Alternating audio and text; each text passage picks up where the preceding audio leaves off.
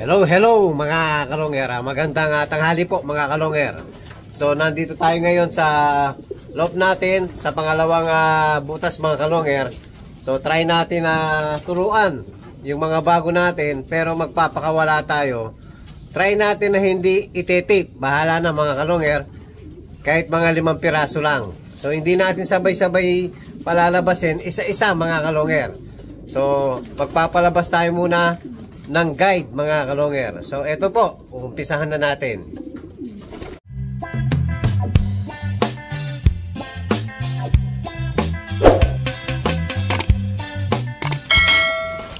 Hello mga kalonger. So ito po yung mga warriors natin. Yan, dati po na doon sa dulo yan. So dinala na natin dito para turuan. Ang edad nila nasa 4 hanggang 5 buwan mga kalonger.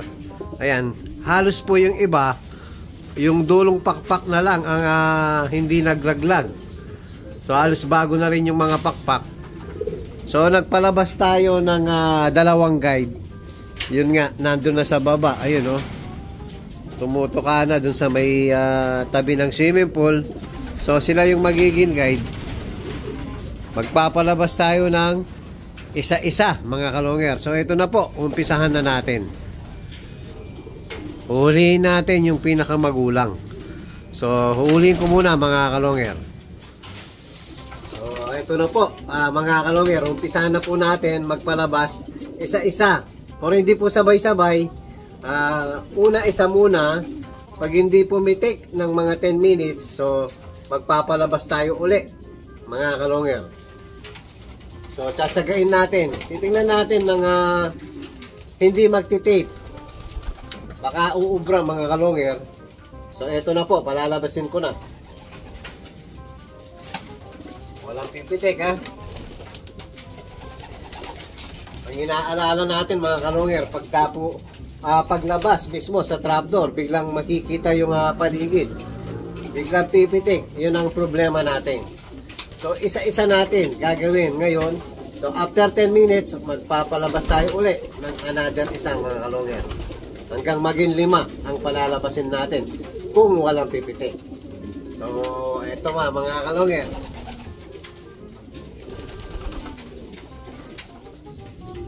So yan mga kalonger, nakalipas na po 10 minutes. So andun pa rin yung pinakawalan natin. So eto, pangalawang ibon, napapakawalan natin si Grisel. Ayan, may edad na rin to mga kalonger. Ayan oh, isa na lang po ang pakpak na hindi nalaglag. So alam po, pinakapanganay pala to. O ito, papakawalan na natin mga kalonger. Walang pipitik.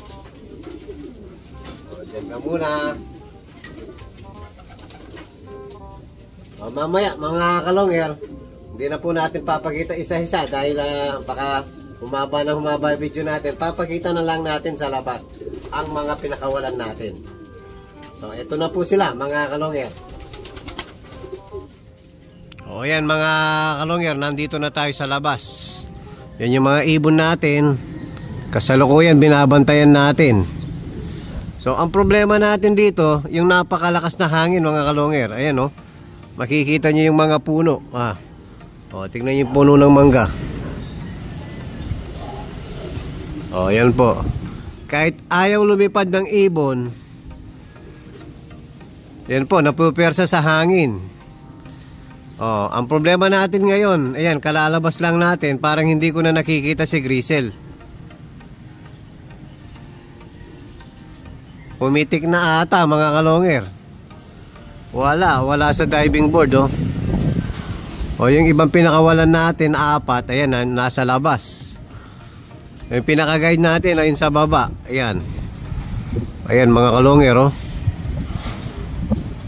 Para bumaba yung mga pinakawalan natin. Kaya lang parang wala na si Grisel. Dapat talaga mga kalonger yung tahimik, walang hangin. Ayan oh, yan oh. Ang lakas ng hangin. O, tingnan yung mga kalapati natin oh. Mga balahibo nila, ayan oh. Oh, makikita mo na sobrang lakas talaga ng hangin. Ang hirap magpakawala ng sobrang bata rito, yung umiiyak pa mga kalonger. So talagang mapupersa sa hangin. So sana makabalik si Grisel. Wala, hindi ko na nakikita mga kalongero. So mamaya mga kalonger, update ko kayo kung si Grisel ay babalik o hindi na. Ayun mga kalonger, nakabalik si Grisel oh. Ayan oh. Galing. Oh. Balik ka rito, dapo na, dapo. Oh, very good. After mga 30 minutes po, biglang dumapo. Sakto, nagbabantay tayo. Ayan oh. Oh, very good. So sigurado yan, matututo na yan kasi nakaronda na. Nakalipad na. O yan, pag dumapo dito yan, oh, marunong na sigurado ibon natin. Oh, tingnan natin mga kalonger kung hindi napipitik uli. Ayun mga kalonger oh. Ayan na si Grisel oh. Ayan, yan sanay na yan dyan dahil akala niya naka-viewing pa siya dyan. Oh, very good si Grisel. Tapos mga kalonger, yung mga ilan-ilan, ayan, bumababa na rin oh. Oh, ayan. Mas maganda kasi akit baba muna dito sa swimming pool tapos sa diving board. Mas madali nilang makabisado yung kulungan nila mga kalonger. Eh nagkataon si Grisel paglabas pumitik agad mga kalonger. Buti hindi natangay ng mga lumilipad. So ibig sabihin mautak to. So masarela din to mga kalonger. Kaya isa-isang naikat natin na Grisel na masarela ngayon. Ayan, talagang matatalino itong mga ibon na to. Kapatid ito ng nakalaban ni Parin J mga kalonger. Kapatid din ni Kuryente mga kalonger. O sana wag munang pumitik. O dyan muna kayo. Gala-gala muna dyan. Paikot-ikot muna dyan. Hello mga kalonger. After 3 hours po, binalikan natin yung mga pinakawalan natin. So kulang po tayo ng isa. Ayan, palakad-lakad pa rin si Grisel. Yan, bumaba na rin yung white feather natin. Ayan oh. Ayan, bumababa na sa swimming pool mga kalonger. Kaya lang kulang tayo ng isa. Yun ang problema. Sana makabalik pa yung kulang nating isa. Yan si Grisel talagang parang napakatagal na nga lumilipad oh. Sanay na sanay sa labas eh. Yan po mga kalungir, halos pa ano na po, time check po 5:30 na. So ganyan oras padilim na, medyo mahihirapan na po makabalik yung kulang natin. Sana bukas po mga kalungir makabalik pa yung kulang natin. After nito mga kalungir, papakainin na natin yung sa ano natin, cage 1 tsaka cage 3. Ito mamayang gabi pa. So hindi natin pwedeng stickin to. Sigurado mabubulabog. So hayaan lang natin magpagabit pumasok ng kusa mga kalungir. Hello mga kalungir. Magpapabasket po tayo ngayon. Kahit Friday na bukas, kailangan mapagpag talaga ng gusto yung mga warrior natin. Yan, tapos sakto may darating tayong bisita. Si paring homing pigeon mga kalongger. Dadaanan niya yung mga replacement sa Supreme FPR Supreme OLR mga kalongger.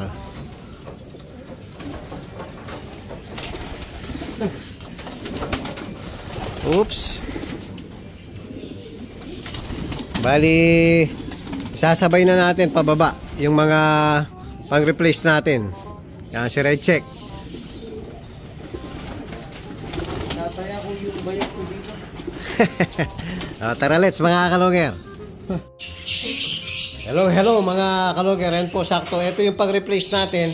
Sakto nasa baba na si paring homing. So medyo nagmamadali po. So maghihintay na lang daw sa baba.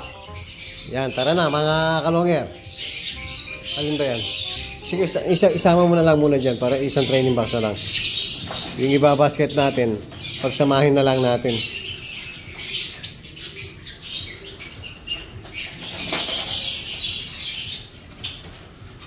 Ililipat na lang natin sa dalang training box ni paring Homing.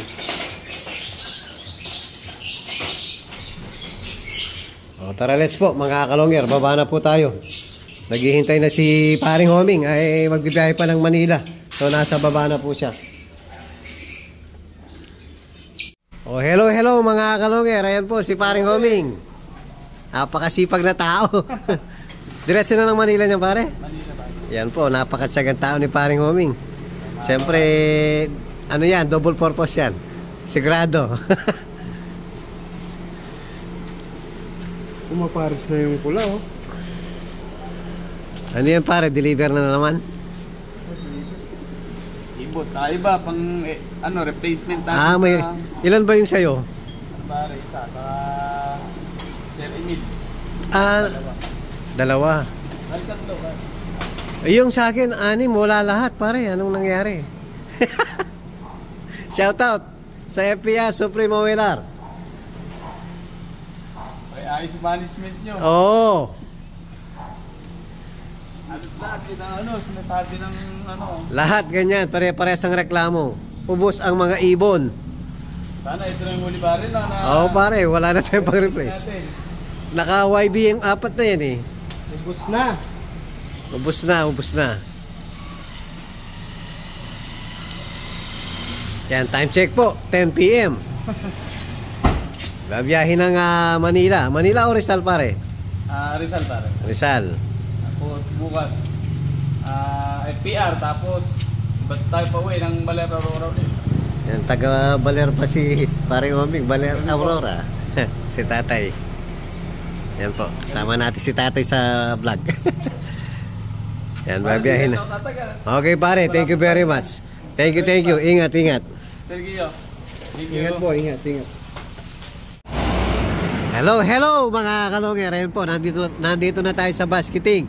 So mukhang matutuloy po ang basketing bukas.